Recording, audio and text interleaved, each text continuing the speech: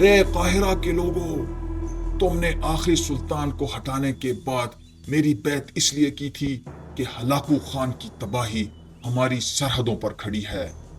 یہ بیعت صرف اور صرف اپنے دین، قوم، زمین اور عزت کے دفاع کے لیے تھی۔ بھلے ہی مجھے بے انتہا ذہانت، طاقت اور قوت مل گئی ہے، مگر پھر بھی میں آپ کی مدد کے بغیر اس منگول طوفان کا مقابلہ نہیں کر سکتا۔ مجھے ایسے جانثار مجاہد چاہیے جو کہ تیر، تلوار اور نیزے چلانے کے ماہر ہوں۔ اے لوگو، ہلاکو کا مطالبہ ہے، یا تو ہم اسے تسلیم کر لیں یا پھر اس سے جنگ کے لیے تیار ہو جائیں۔ وہ ہمارے دلوں میں اپنی فوجوں، تلواروں اور منجنیقوں کے ذریعے خوف پیدا کرنا چاہتا ہے، لیکن ہمارے ساتھ وہ ہے جو ان سب سے بڑا ہے۔ اللہ عز و جل۔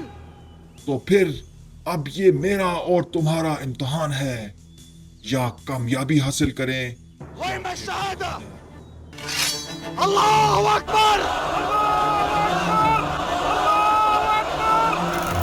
بغداد کو تباہ کرنے اور آخری عباسی خلیفہ معتصم باللہ کو تصویر عبرت بنانے کے بعد ہلاکو خان ایوبی سلطنت کی طرف متوجہ ہوا اور وہاں کے ریاستی کمانڈرز کو دھمکی آمیز خطوط بھیجنا شروع کر دیے۔ اسلام کے اس تاریخ دور میں کسی بھی کمانڈر کی یہ جرت نہ تھی کہ وہ ہلاکو خان کو انکار کرتا، مقابلہ کرنا تو بڑی دور کی بات تھی۔ مگر قاہرہ میں سیف الدین قطز نامی ایک ایسا کمانڈر بھی تھا جو کہ ہلاکو خان اور منگول فوج کے ناقابل شکست ہونے کے تأثر کو توڑنے کے لیے بیتاب تھا۔ آئیے جانتے ہیں کہ اسلامی تاریخ کے اس نازک دور میں سیف الدین قطز نے مصر کی حکومت اپنے ہاتھ میں کیوں لی، اور اس نے ہلاکو خان کے دھمکی آمیز خط پر اسے تسلیم کرنے کے بجائے اس کے مقابلے پر آنے کو کیوں ترجیح دی، اور کیا وہ اپنے ان ارادوں میں کامیاب بھی ہو سکا یا پھر وہ بھی منگول آندھی کے سامنے ریت کا ڈھیر ثابت ہوا۔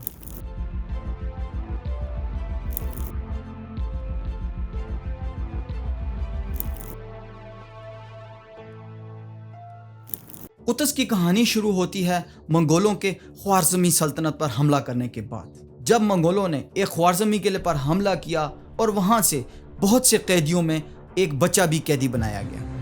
یہ لڑکا منگولوں کے پاس ایک غلام کی حیثیت سے بڑا ہوتا رہا۔ یہ ایک شرارتی لیکن بے حد بہادر لڑکا تھا، اس لیے منگولوں نے اس کا نام قطز رکھا۔ جلد ہی قطز ایک عربی تاجر کے ہاتھوں فروخت کر دیا گیا اور کئی لوگوں کے ہاتھوں بکتے بکاتے قطز بالآخر ایک مصری شخص عز الدین ایبک کا غلام بن کے مملوک فوج کا حصہ بن گیا۔ مملوک کے بارے میں آپ یہ تو جان ہی چکے ہیں کہ یہ غلام بچوں کی ایک ایسی فوج تھی جو خطروں کے کھلاڑی تھے۔ انہیں ایک ٹف ٹریننگ دینے کے بعد ماہر جنگجو بنا کر ایوبی سلطنت کے مختلف حصوں میں تعینات کر دیا جاتا، جہاں وہ مختلف خدمات سر انجام دیتے رہتے۔ مگر ایک غلام اور مصر کا تخت شاہی، ساؤنڈ اسٹرینج نا، لیکن یہ ممکن کیسے ہوا؟ 1249 میں ایوبی آخری مضبوط حکمران صالح ایوب کی موت کے بعد جلد ہی اس کے بیٹے توران شاہ کو بھی قتل کر دیا گیا، جن کے ماتحت حلب، دمشق اور مصر کی حکومت تھی۔ اس طرح ان تمام علاقوں کی حکومت مرحوم سلطان صالح ایوب کی اہلیہ مطلب بیوی شجر الدر کے ہاتھ میں آ گئی، جس کو مملوک کی طرف سے اپنے نئے حکمران کے طور پر قبول بھی کر لیا گیا۔ مگر اسلامی دنیا میں ایک عورت کے ہاتھ میں اتنے بڑے علاقے کی حکومت کو ویلکم نہ کیا گیا، اور عباسی خلیفہ کے علاوہ باقی ایوبی حکمرانوں کی طرف سے بھی شجر الدر پر پریشر بڑھنے لگا۔ شجر الدر نے اس پریشر کو کم کرنے کے لیے ایک درمیانی درجے کے مملوک آفیسر عز الدین ایبک سے نہ صرف شادی کر لی، بلکہ ایوبی شاہی خاندان سے تعلق رکھنے والے سلطان الکامل کے 6 سالہ پوتے الاشرف موسیٰ کو بھی علامتی طور پر تخت پر بٹھا کر مصر کی حکومت کم سے کم بچا لی، جبکہ دمشق اور حلب کی حکومت ایک اور ایوبی حاکم الناصر یوسف کے ہاتھ میں چلی گئی۔ عز الدین ایبک جس سے شجر الدر نے شادی کی، یہ وہی شخص تھا جس نے سیف الدین قطز کو خریدا تھا۔ اس نے مصر پر اپنی حکومت کو مضبوط کرنے کے لیے اپنے اس با اعتماد غلام سیف الدین قطز کو مصر کا نائب سلطان مقرر کر دیا۔ اس طرح منگولوں کے ہاتھوں میں پلا بڑا یہ غلام بچہ اور مملوکس کی ٹف عسکری ٹریننگ لینے کے بعد آج مصر کا نائب سلطان تھا۔ لیکن سیف الدین قطز نائب سلطان سے مصر کا سلطان کیسے بنا؟ یہ ایک انٹرسٹنگ سٹوری ہے۔ لیٹس ڈائیو ان۔ عز الدین ایبک نے سلطنت کے تمام اہم پوزیشنز پر اپنے بااعتماد لوگوں کو متعین کرنے کے بعد عطا بیگ العسکر یعنی چیف آف آرمی اسٹاف کا عہدہ بھی اپنے پاس رکھ لیا، جس کے سبب مملوک کے ایک بڑے حصے نے اس کے خلاف مزاحمت کا آغاز کیا۔ اس مزاحمت میں عز الدین ایبک کو صرف اور صرف ایک ہی مضبوط مملوک کمانڈر سے ڈر تھا، جو کہ تھا فارس الدین اوکتائی، جس کے ساتھ رکن الدین بیبرس کے علاوہ اور بھی کئی قابل مملوک کمانڈرز تھے۔ عز الدین ایبک کو شک تھا کہ فارس الدین اوکتائی اس سے اقتدار چھیننا چاہتا ہے، اور یہ شک یقین میں اس وقت بدل گیا جب اوکتائی نے قاہرہ کے قلعے میں داخل ہونے کا مطالبہ کیا۔ چنانچہ ایبک نے اس مصیبت سے جان چھڑانے کے لیے اپنے نائب سیف الدین قطز کے ساتھ مل کر اوکتائی کو قلعے بلوا کر قتل کروا دیا اور اس کا کٹا سر قلعے سے باہر پھینک دیا۔ اوکتائی کا کٹا سر قلعے سے باہر گرتا دیکھ کر اس کے ساتھی اپنی جانیں بچا کر دمشق اور کیرک کی طرف بھاگ نکلے، جن میں رکن الدین بیبرس بھی شامل تھا۔ جو سپاہی بھاگنے نہ پائے وہ یا تو قید و بندش کی نظر ہوئے یا پھر تلوار کی بھیڑ چڑھ گئے۔ دمشق اور حلب کے ایوبی حاکم الناصر یوسف مصر سے آئے ان مملوک کے تعاون سے عز الدین ایبک کی حکومت ختم کرنے کے لیے اس پر حملے کرتے رہے، مگر عز الدین نے انہیں مصر میں داخل نہ ہونے دیا۔ وہ کیا کہاوت ہے کہ دشمن کا دشمن آپ کا دوست ہوتا ہے، اسی طرح عز الدین ایبک نے اپنے دشمنوں کا گھیراؤ کرنے کے لیے موصل کے حکمران بدر الدین لولو کے ساتھ تعلقات استوار کرنے کی غرض سے ان کی بیٹی کا رشتہ طلب کیا، لیکن قبل اس کے کہ یہ رشتہ داری قائم ہوتی اور عز الدین ریجنل لیول پر دمشق اور حلب کا گھیراؤ کرتا، اس کے ساتھ ایک اور گیم پڑ گئی۔ جب رشتے کی یہ خبر اس کی بیوی شجر الدر تک پہنچی تو اس نے غیرت اور حسد میں آ کر محل میں خدمت پر مامور خواجہ سراؤں کی مدد سے ایک حمام میں عز الدین پر حملہ کروا کر 1257 میں اسے قتل کروا دیا۔ اس طرح عز الدین نے جو معاملہ فارس الدین اوکتائی کے ساتھ کیا تھا وہی سب کچھ اس کی طرف پلٹ کر آ گیا۔ عز الدین کے قتل پر سیف الدین قطز نے شجر الدر کو حراست میں لے لیا۔ قطز نے ایبک کے 15 سالہ بیٹے نور الدین علی کو سلطنت کا نیا سلطان مقرر کیا، جس نے شجر الدر کو بڑی بے دردی سے قتل کروا کر اپنے والد کے قتل کا بدلہ لیا۔ سیف الدین قطز 1257 سے لے کر 1259 تک نور الدین علی کے معاون اور مددگار نائب سلطان کی حیثیت سے ملک کی بھاگ دوڑ سنبھالتا رہا۔ یہاں یہ بات قابل ذکر ہے کہ مصر پر سیف الدین قطز اور دمشق کے حاکم الناصر یوسف دونوں ہی ایک دوسرے کے علاقے فتح کرنے کی کوششوں میں حالت جنگ میں تھے، جبکہ 1258 میں ہلاکو خان نے خلافت عباسیہ کے مرکز بغداد کو تباہ و برباد کر دیا۔ ابن القمی اور ان جیسے کئی ضمیر فروشوں نے بغداد کی حکومت پانے کے لیے لاکھوں مسلمانوں کے خون کا سودا کیا، جس کے نتیجے میں ہلاکو کی منگول فوج نے بغداد میں خون کی ایک تاریخی ہولی کھیلی، جس کی تمام کہانی سقوط بغداد کی اس ویڈیو میں موجود ہے۔ ابن القمی اور اربل شہر کے حاکم ابن سلیہ جو کہ بغداد شہر پر حملے کے لیے ہلاکو خان کو شہ دے رہے تھے کا انجام بھی بہت برا ہوا۔ ابن القمی نے تو اپنے لیے ہلاکو خان سے امان طلب کر لی، مگر لگ بھگ 20 لاکھ مسلمان اس بغداد کی تباہی میں اپنی جان کی بازی ہار گئے۔ ابن القمی نے بغداد پر اپنی حکومت قائم کرنے کے لیے ہلاکو خان کی بہت منت سماجت کی، لیکن اس کے ہاتھ ذلت اور رسوائی کے سوا کچھ بھی نہ آیا، جبکہ ہلاکو خان نے بغداد کے بعد اربل شہر بھی فتح کر لیا اور ابن سلیہ کو بڑی بے دردی سے قتل کر دیا۔ وہ کہتے ہیں نا کہ جب ظلم حد سے بڑھتا ہے تو مٹ جاتا ہے، ایسا ہی کچھ معاملہ ہلاکو خان کے ساتھ بھی ہوا۔ منگول حکومت کے روس اور یورپ پر مشتمل علاقوں کے حاکم چنگیز خان کے پوتے باتو خان کی موت کے بعد اس کا چھوٹا بھائی برکائی خان اس وسیع و عریض سلطنت یعنی گولڈن ہارٹ کا نیا حاکم بن گیا۔ وہ پچھلے کافی عرصے سے پوشیدہ طور پر مسلمان ہو چکا تھا، لیکن اب اپنے بھائی کی موت اور ان علاقوں پر نیا حکمران بننے کے بعد اس نے کھل کر اپنے مسلمان ہونے کا اعلان کر دیا۔ جب یہ اطلاع مونکے خان تک پہنچی تو اس کو یہ بہت ناگوار گزرا کہ ایک ہی جھٹکے میں منگول امپائر کا اتنا وسیع علاقہ مسلمانوں کے قبضے میں چلا گیا ہے۔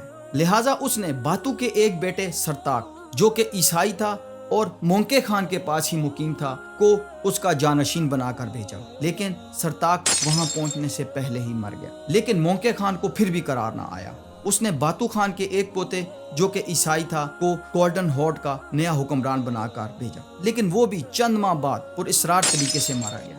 مونکے خان کی طرف سے کوئی بھی برکائی کے سامنے ٹھہرنے کی جرت نہ کر سکا، جبکہ برکائی خان دن بدن زور پکڑتا جا رہا تھا۔ اس نے دریائے وولگا کے کنارے اپنا ایک نیا دارالحکومت تعمیر کروایا اور عالم اسلام کے حق میں اپنی آواز بلند کرنے لگا، جس کا نتیجہ یہ ہوا کہ سمرقند اور بخارا میں وہ مسلمان جو ہلاکو خان کے ظلم سے ستائے ہوئے تھے جوک در جوک برکائی خان کی فوج میں شامل ہونا شروع ہو گئے۔ مونکے خان نے برکائی خان کی اس بڑھتی طاقت کو دیکھ کر بالآخر اسے ان علاقوں کا حاکم تسلیم کر لیا۔ اس طرح روس کے ان علاقوں میں ایک نئی منگول مسلم طاقت نے ابھرنا شروع کیا، جو کہ آگے چل کر ہلاکو خان کے گلے کی ہڈی بن گئی۔ برکائی خان نے کیسے مسلمانوں کے ساتھ مل کر ہلاکو خان کی بطور خاص حجاز مقدس کی طرف بڑھتی پیش قدمی کو روکا، اس پر آگے چل کر ہم تفصیل سے بات کریں گے، لیکن ابھی کے لیے ہم واپس آتے ہیں مصر میں، جہاں سیف الدین قطز مصر کو مسلمانوں کی آخری دفاعی لائن کے طور پر